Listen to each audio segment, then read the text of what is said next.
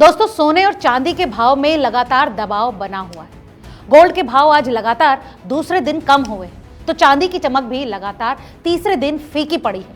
राजधानी दिल्ली में आज 24 कैरेट गोल्ड प्रति 10 ग्राम 10 रुपए और 22 कैरेट गोल्ड 10 रुपए सस्ता हुआ है।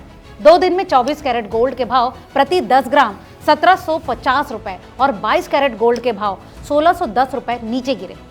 अब चांदी की बात करें तो 1 किलो चांदी दिल्ली में लगातार तीसरे दिन सस्ती हुई। एक दिन की स्थिरता के बाद 3 दिनों में 1 किलो चांदी 2600 रुपए फिसली है। इसी बीच एक्सपर्ट्स का मानना है कि यही समय सोने और चांदी खरीदने के लिए सबसे अच्छा है।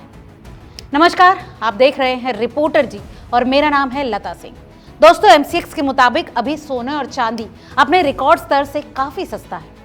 India bullions and jewellers association यानी IBJA पर 24 कैरेट गोल्ड सोमवार को 1,22,924 रुपए प्रति 10 ग्राम पर बंद हुआ था, जबकि मंगलवार को ये 1,22,924 रुपए पर ओपन हुआ था और शाम 5 बजे 1,21,666 रुपए पर बंद हुआ, यानी 1,558 रुपए की कमी दर्ज की गई। वहीं चांदी भी बड़ी गिरावट के साथ ओपन हुई। सोमवार को चांदी का रेट 1,54,933 रुपए प्रति किलोग्राम पर था, जो कि मंगलवार को 1,51,850 रुपए पर रह गया, यानी इसमें भी 3,083 रुपए की कमी आई। दोस्तों, दिल्ली में चांदी के भाव प्रति किलोग्राम 2600 रुपए कम हुए हैं।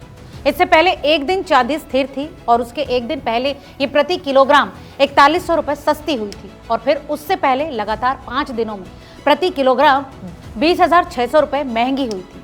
आज 19 नवंबर को दिल्ली में चांदी 1,61,900 रुपए प्रति किलोग्राम पर बिक रही है और आज इसके भाव प्रति किलोग्राम 100 रुपए गिरे हैं। दूसरे बड़े महानगरों की बात करें तो मुंबई और कोलकाता में भी ये इसी भाव पर बिक रही है, लेकिन चेन्नई में चांदी के भाव प्रति किलोग्राम 1,69,900 है, यानी कि 4 बड़े महानगरों में सबसे महंगी चांदी चेन्नई में है। अब सवाल यह है कि आखिर वेडिंग सीजन के बावजूद सोने और चांदी में गिरावट क्यों आ रही है? तो इसके 1-2 नहीं बल्कि 3 महत्वपूर्ण कारण।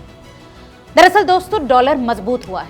डॉलर के मजबूत होने पर सोना और चांदी अन्य करेंसी में महंगे दिखते हैं, जिससे विदेशी डिमांड घटती है और कीमतें गिर जाती हैं। इसका दूसरा बड़ा कारण है अमेरिका का ट्रेड टेंशन कम होना। अमेरिका कई देशों के साथ ट्रेड डील कर रहा है। इससे ग्लोबल डर कम हुआ है और लोग गोल्ड और सिल्वर जैसे सुरक्षित निवेश की ओर कम झुक रहे हैं। इसका तीसरा और अहम कारण है फेड की ब्याज दरें जल्द न घटने का संकेत।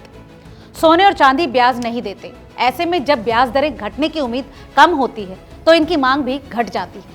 फेड के हालिया संकेतों ने गोल्ड और सिल्वर पर दबाव बढ़ा दिया है। दोस्तों, अब बात करते हैं आने वाले दिनों की और जानते हैं कि क्या है आगे के रुझान। तो आपको बताएं कि मेहता इक्विटीज के वाइस प्रेसिडेंट राहुल कलंत्री का कहना है कि शॉर्ट टर्म में उतार चढ़ाव के बावजूद राजकोषीय और भू राजनीतिक अनिश्चितताओं के बीच केंद्रीय बैंकों की खरीदारी और सुरक्षित निवेश की मांग के चलते सोना दशकों में अपने सबसे मजबूत सालाना परफॉर्मेंस की राह पर फिलहाल बना हुआ है। उनका मानना है कि अमेरिकी ब्याज दरों पर फेड पॉलिसी के जारी होने तक गोल्ड और सिल्वर में उतार चढ़ाव जारी रह सकता है। वहीं इस विषय में निर्मल बैंक सिक्योरिटीज के VP कुणाल शाह का कहना है कि फिलहाल सोना काफी रिस्की क्लास की तरह काम कर रहा है। कोई भी एसेट क्लास जब नया लेवल बनाने वाला होता है तब कंसोलिडेशन देखने को मिलता है। इस वक्त सोना भी वही कर रहा है। ऐसे में निवेशकों को उन्होंने सलाह दी है कि गोल्ड को लेकर आक्रामक न रहें। दोस्तों, सोने और चांदी के भावों को लेकर आपकी क्या राय है, हमें कमेंट करके जरूर बताएं। वीडियो अगर पसंद आया हो तो इसे लाइक और दोस्तों के साथ शेयर करना ना भूलें। बहुत बहुत शुक्रिया।